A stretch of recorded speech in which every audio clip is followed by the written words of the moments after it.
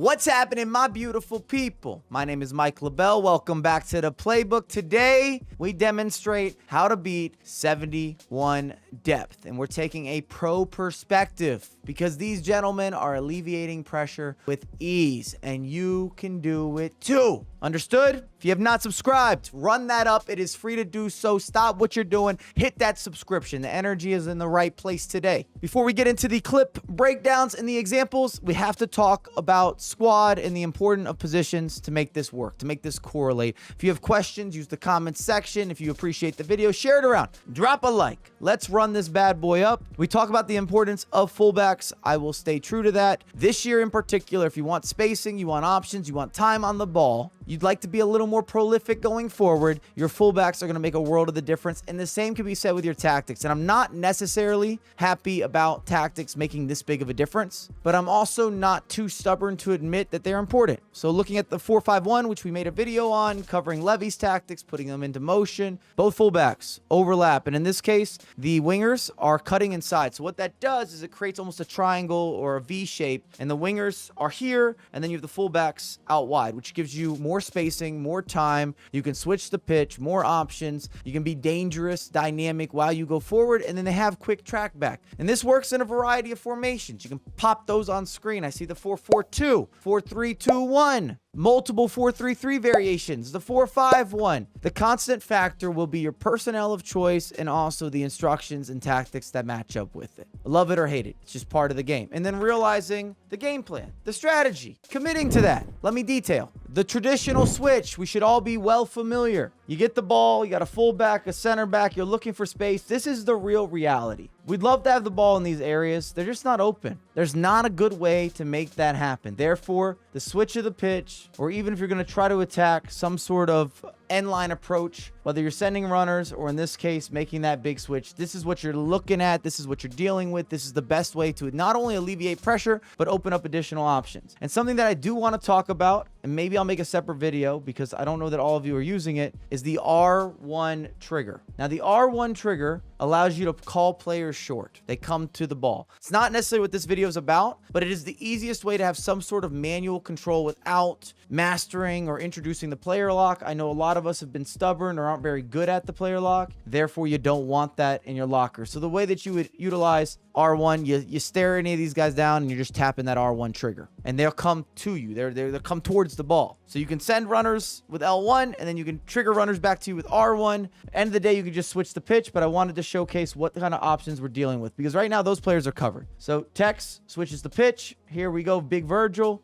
Now the options shift. João Cancelo. We've got some different looks, and that's what it's all about. Mbappe's onside. If you want to send a runner here, you now have a new gap. I believe that's Ginola, who can kind of tuck into this little space, and maybe you can get a splitting pass. It could even be for the through ball. You can go with an aerial approach. Worst case scenario, when this happens, you can go side to side, or if you really wanted to, you could track it back, maybe even a fullback to fullback switch. So I'm just giving you some different looks. Now, I would say option 1, if you can get to Mbappe, great. Ginola, great. Those are offensive choices, but option 3 is strong. Maybe I'm looking at the switch for option 4 and then safety net, option 5, option 6. These are new looks and you've already progressed the ball up the pitch, which is what this is sort of about. You're getting yourself out of pressure, you're gaining time, and you're in a more dangerous place, a more offensive space on the virtual pitch. Don't worry, we have more. I still consider this a traditional switch, and I did not mention this previously, switching the pitch. If you're on the PlayStation, all you need is square to put this into motion, or whatever your crossing command is. But for me, it's square. This is relatively simple. So you've got João Cancelo, and he's already facing towards the goal. You're kind of a defensive look. I bring that up because it's going to be difficult to get the ball in any of these spaces, whether they're open or they're not open. The problem is you've got to beat a couple defenders, and you'd perhaps have to risk some sort of skill move in order to resurface the direction that you're already facing. And one of my rules of thumb, play the way you're facing. It's how they teach you in football if you play the sport. And in this case, you've got 1, 2, 3, 4 as for options. And the first 3, they're always going to be risky, for being completely transparent. This guy's covered. Virgil van Dijk, you could probably pull the ball to him and you can make that pass, but he's not in a good position. I don't know how you're getting the ball out to your other center back. So option 4 up top, that's what you want. Big switch, and then look at all the space. This is what we're loving. That means I'm going to have time and I'm going to have options, and it should open up new players that I can connect with. João Cancelo, there's your switch.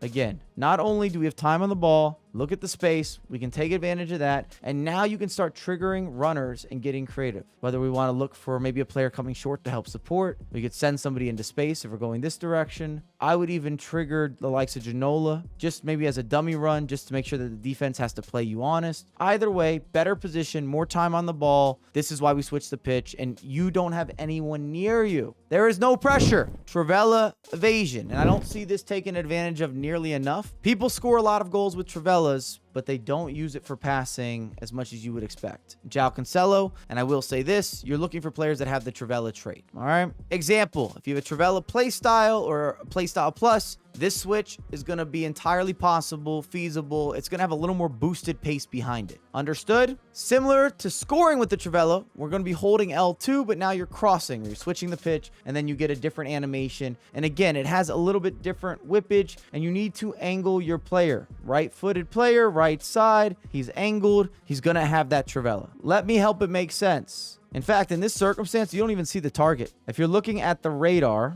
do you see what I see? So this is João Cancelo. That's going to be the target man right there. And I can't stress this enough. Glancing at the radar has an advantage, especially if you don't play a super wide co-op. You can see where players are stepping, if goalkeepers off their line, all sorts of different free information. I'm not saying to stare at it. In fact, I wouldn't recommend that, but it does give you a little bit of a glimpse. Big switch. Look at the extra impact. Gets there quickly. Good first touch. And now you can go into, again, highlighting your options. And there's a lot of them. 1, 2, 3, very clear cut, and you've already created that dangerous triangle between these players if needed. In this circumstance, you can see an early player lock as well. I just see so much space to work with. Tells me runners can go into that, which also allows even a player like Ginola can either go this way or he can track into space. You've got another attacking midfielder that's coming in with a late run, a lot of space to work with. These are good problems to have, and you have time on the ball. L2, switch the pitch. We're not done. Let me give you some more. Modric also has that Trivela trait, and more of the same. You might not see it, but I want to reiterate, the pros definitely see it. This is not some blind pass. You can see Modric, and you got that fullback out wide. Often at high levels, you're going to have extreme width just for the outlets. Or you have people hugging sidelines to make sure that you can maximize that space, because if you're in this situation, you also are well aware you can take this down the line, or that one of your attackers, again, is going to be able to make a run. You can take advantage of that. Outside of the boot, look at that switch. Come on. The game looks so easy. And what's most important here is you've taken these players out of the chase back. So by doing a Trivela switch, which gives you a little more extra emphasis, you have 6 players that are out of position on the defensive end. And I hate going up against Park the Bus. This will work for you. You just have to get used to not only the formation and the tactical setup, but also recognizing who's open, when they're open, and showing a little bit of patience. Last but not least, the wingback exclusive. Maybe you could call this the full send. You don't have any support. This happens often if you have players on overlap and they've already made their runs. It's just a couple center backs. Therefore, you don't have a lot of help or safe passes. You got to go with these big outlets, these big switches. Can be a big advantage for you as well. I'm going back to the radar because I want you to see where these fullbacks are. In this circumstance, one's offside and the second wide open, but completely opposite end line. And again, your center backs have nothing, absolutely nothing to help them here. You've got to go big. You can barely see your left back on screen here. Big switch. I've seen this as a tactic. I've used this as a tactic. It is definitely a way to, again,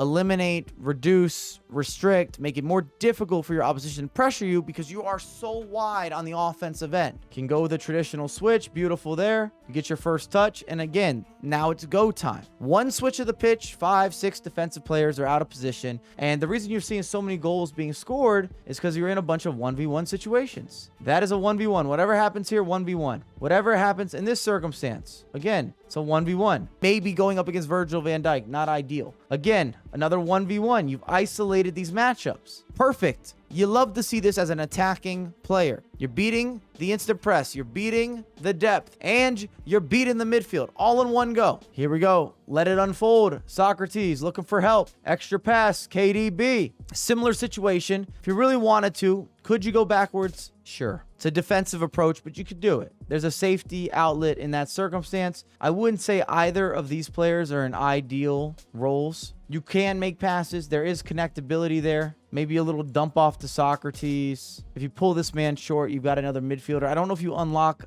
tons of room to really, truly work with, which is still the name of the game. But as I keep saying, one big switch, and these guys are gone. They are wingers at this point. Remember that. As the attack builds, if you're playing with a bunch of overlap, your fullbacks become wingbacks that then become wingers. And that's what this is going to be. And it's the same situation where you get the ball to the wings and then you can go forward freely, more fluidly. There's more room for mistakes. KDB, he actually almost overclocks this. It's a bit of a lead pass as opposed to hitting his feet. Doesn't help him on the angling, but at the same time, at least you've gotten the ball now into an area of the pitch that you could lose the ball. I'd much rather lose the ball in this position, if so, potentially draw a corner kick or a throw-in. Both circumstances, I retain the ball. Or, again, you can take advantage of the space that's here, run it back. And once you get there, maybe you have a dump-off between these three. That'd probably be the perfect scenario. It doesn't always go that way. If you can get into that triangle. Or you're going to have the opportunity to go back to a midfielder or another defender and reset your attack, which is pretty common procedure. Either way, you've made the ball up the pitch in a safe manner. I play percentages, and you should too. I can't afford to lose the ball in the middle of the pitch playing too much tiki-taka. I want my tiki-taka to be worth it. When I'm springing it into motion, giving you that razzle dazzle, that sparkle, make it swift, quick, maneuverable, that ingenuity, I want that in the final third or close to the final third. But there you have it. Again, if you have any questions, please use the comments. If you found this helpful, drop some love. If you're new to the channel, which you are, it is free to subscribe. I appreciate you. We've been working really hard this year and putting out content on content on content, and we have a lot more coming out ASAP.